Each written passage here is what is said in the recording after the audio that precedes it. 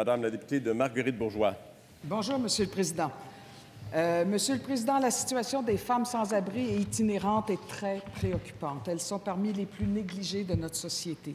La situation est urgente. Les besoins sont criants. Doit-on rappeler qu'en 2018-2019 uniquement, ce sont 40 458 nuitées dans 5 centres d'hébergement pour femmes itinérantes qui ont dû être refusées à Montréal seulement, faute de place.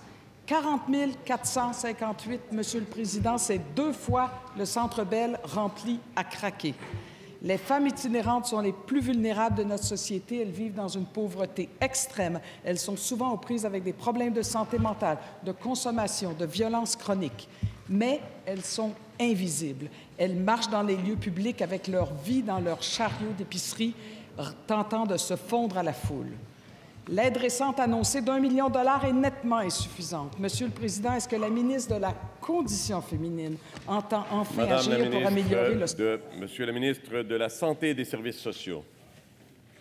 Monsieur le Président, ma collègue soulève effectivement un dossier très important. Et d'ailleurs, je veux tout de suite dire que nous avons rencontré la semaine dernière mes collègues et moi, la ministre de la Sécurité publique, la ministre de la Condition féminine aussi est très impliquée dans le dossier, la ministre de la Justice.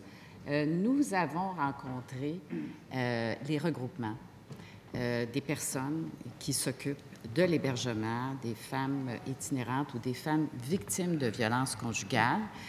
Effectivement, il y a eu un investissement de 1 million de $ pour les maisons de deuxième étape, les maisons pour des femmes qui sortent de la crise et qui ont besoin, évidemment, d'être logées, qu'on s'occupe d'elles et de leurs enfants aussi pour une certaine période de temps. On nous a dit que ça a vraiment aidé. Mais il faut aller plus loin, Monsieur le Président, et la première chose à faire dans ce dossier-là, c'était de rencontrer ces femmes qui s'occupent de tout cet hébergement pour les femmes violentées et itinérantes, bien prendre connaissance des problématiques et il y aura un plan d'action. Première complémentaire, Madame la députée de Marguerite-Bourgeoys. Monsieur le Président, je m'adresse encore à la ministre de la Condition féminine. Les solutions sont connues. Il faut augmenter les places en hébergement, rendre plus équitable le financement de toutes ces places, revoir le programme de soutien aux organismes communautaires, revoir les budgets en tenant compte des nouvelles réalités de l'itinérance, dont la proportion plus importante de femmes. Le travail à faire est énorme. Quelle est votre feuille de route, Madame la ministre de la Condition féminine? S'adresse toujours à la présidence. Madame la ministre de la Condition féminine en réponse. Oui, merci, Monsieur le Président. Je suis entièrement d'accord avec les propos de ma collègue de Marguerite-Bourgeoys. Il y a énormément de travail à faire. Il y a énormément de moyens financiers qu'il faut déployer aussi pour pouvoir contrer cette situation qui est encore excessivement déplorable et malheureuse. C'est pour ça qu'on doit travailler en synergie. Et ma collègue ministre de la Santé, c'est elle qui est responsable de ces budgets-là. Alors, mon travail est de coordonner ce travail avec aussi la ministre de la Sécurité publique, la ministre de la Justice.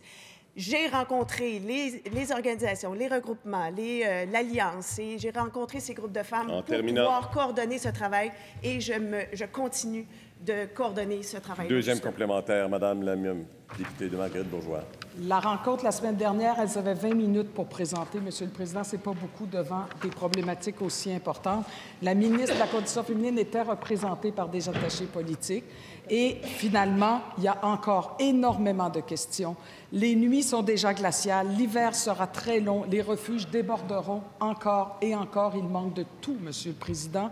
La ministre de la Condition féminine doit se faire entendre. Elle doit s'occuper des femmes vulnérables, elle doit se battre pour elles.